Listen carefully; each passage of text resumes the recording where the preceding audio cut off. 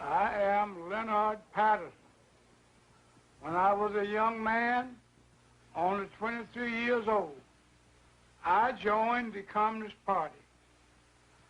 I was a member of the National Executive Committee of the American Young Communist League. In 1930, I was the official communist candidate for election to New York State Assembly.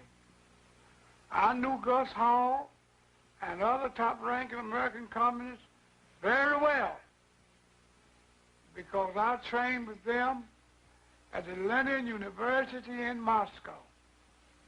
I joined the party because I honestly thought the communists were trying to help American Negroes. I broke away from the party when it became clear to me what the communists were really up to was to use the Negro people in this country as cannon fodder in a violent and bloody revolution aimed at the establishment of the American Soviet dictatorship. It was that simple, and it is still that simple today. Make no mistake about it. What is happening in the United States right now under the banner of civil rights is exactly what has happened in China, in Cuba, in Algeria, and many other places around the world. When I was studying communist tactics and strategy in Moscow, my instructors emphasized the importance of using honest grievances and popular slogans as a smokescreen to cover up the true nature of the revolution. We were taught how to use propaganda and arouse the emotion of the masses. We learned how to set one group against the other and to make them hate each other.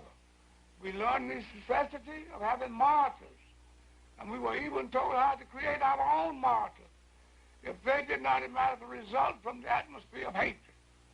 We were taught the importance of getting large masses of people into the street for marches and demonstrations. And finally, we were instructed in ways to take off riots and make them spread and to keep them going. When I returned to the United States, I was immediately given practical training. I participated in so-called nonviolent demonstrations that were deliberately calculated to irritate white people into violence against us. I personally was in charge of organizing a march on Washington to dramatize the Scottsboro Boys case. In New York, about 1935, a Negro boy was reported killed by the owner of a store while in the act of stealing some merchandise. Communist Party headquarters decided to make a march out of the boy. So we went right to work, putting out handbills and holding open air meetings. In less than a half hour after we started, there was a race riot on 125th Street, complete with smashing windows of white storekeepers, looting, and all the rest. I'm not speaking of things I read about. These are things I personally participated in. I'm Julia Brown. For 9 years, I was a member of the Communist Party, serving as an undercover agent for the FBI. During that time, I learned that the communist conspiracy had been planning and working for years to bring violent revolution to America.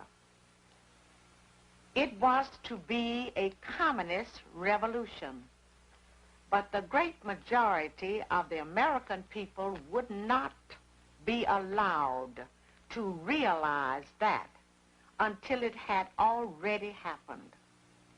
If all goes according to the communist blueprint, Americans will believe that the chaos and violence has something to do with civil rights. Our enemies were quick to find our weakest point for their attack. They knew that racial differences could provide them with an excellent wedge to divide our people. Their strategy simply has been to keep hammering on that wedge, to drive it deeper into our social structure, to open all wounds that have long since healed, and deliberately to create new ones wherever they can. Now, this doesn't mean that there isn't a legitimate need for the advancement of civil rights for many of our Negro citizens. Of course, there is a need there. Otherwise, communist agitators posing as civil rights leaders could never hope to enlist massive support for their schemes. The aspirations of Negroes for full equality were not created by communists, but they are used by communists in such a way that idealistic Americans of all races can be tricked into implementing the communist blueprint for revolution. Having been on the inside of the Communist Party, it's easy for me to recognize this revolutionary agitation in disguise. But the average American finds it's hard to believe that something as worthy and noble sounding as a civil rights movement could possibly be a communist maneuver. Communism must be built with non-communist hands. The revolutionary accepts reform in order to use it as a cover for his illegal work. By concealing the true communist objectives behind appealing slogans and pretended humanitarian goals, the conspirators are able to dupe hundreds of uninformed opportunists and misguided idealists into supplying the non-communist hands needed in the overthrow of this republic. We can and must write in a language which sows among the masses hate, revulsion, and scorn toward those who disagree with us. Members and front organizations must continually embarrass, discredit, and degrade our critics. When obstructionists become too irritating, label them as fascist or Nazi or anti-Semitic. Constantly associate those who oppose us with those names which already have a bad smell. The association will, after enough repetition, become fact in the public mind. By duping the American public into turning a deaf ear to the voices of warning because the topics were controversial or because the patriots themselves had been ridiculed as extremists, racists, fright peddlers, the conspirators were ready to move one step closer to their hidden goals by precipitating mob violence. Riots, demonstrations, street battles, detachments of a revolutionary army. Such are the stages in the development of the popular uprising. The Communist Party will educate and organize the working masses for mass strikes and mass demonstrations.